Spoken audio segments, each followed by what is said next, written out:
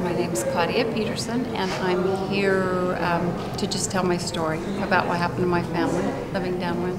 And what happened? You lived in Utah, was it? Yes, I was born and raised in Utah, moved downwind from the Nevada test site.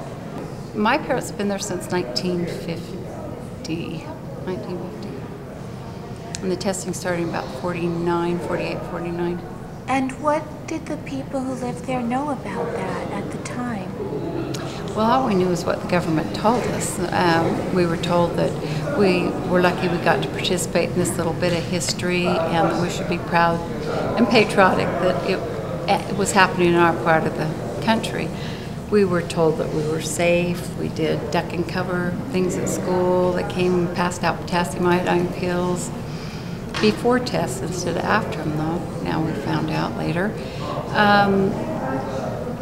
They came with Geiger counters. I remember coming to school with Geiger counters and checking I think they were checking our thyroids, because I lit up a Geiger counter once and the guy said, "Oh, it's just you've had dental x-rays." Back then you didn't go to the dentist every 6 months, so yeah. There was things like that, but we thought we were safe.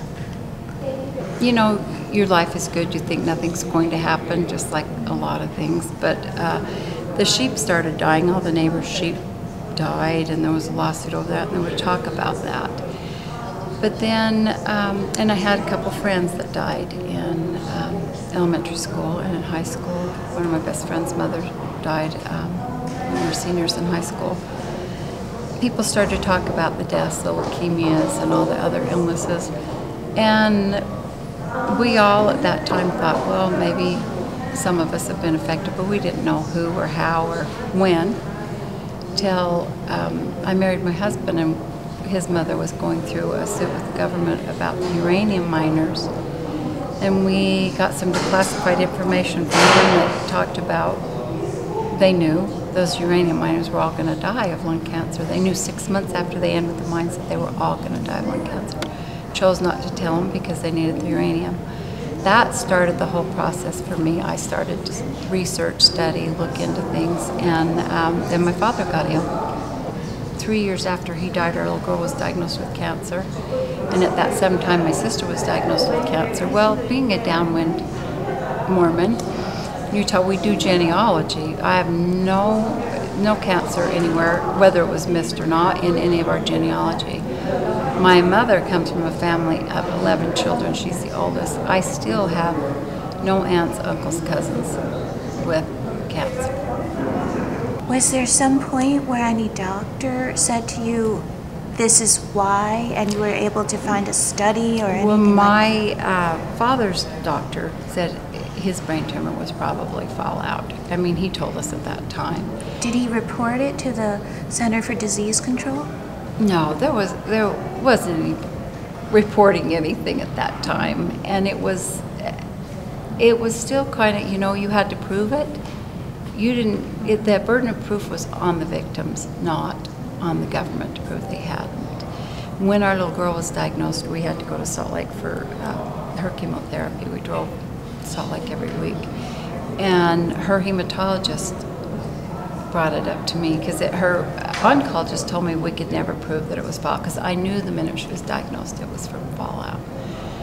But the hematologist said, I'll bet you anything it was. And he had been at the test site and protested. I had never been to the test site, I didn't know, but her hematologist had been there, and he said, this is fallout related. We couldn't prove anything. I mean, and who were we going to prove it to, and why anyway at that point? We were just crazy from heartache. My sister got sick about that same time and went through chemo radiation too. It was just pure hell. Do you feel the government should give your family reparations for this? And is there any group you know of seeking that? There's a compensation bill that's been out since 1990 that came through. I fought for a long time for compensation, but mine wasn't individual compensation.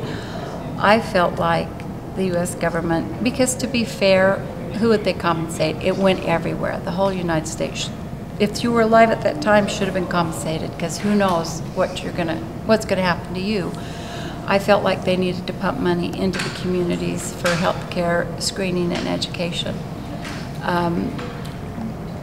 the people that, you know, are higher risk for specific illnesses and different things that didn't have insurance, that it should be covered.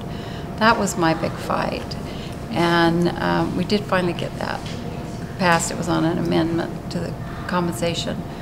There is a compensation bill where if you're a downwinder and you have a specific cancer and you can prove that you were there at this specific time, you get $50,000. Test site workers got $75,000 and the uranium miners were $100,000.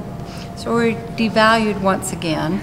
We just kept being devalued. And one of the other papers in the classified papers, I can't even remember who said it, but there was a quote in there that Downwind Mormon community was a low-use segment of the population.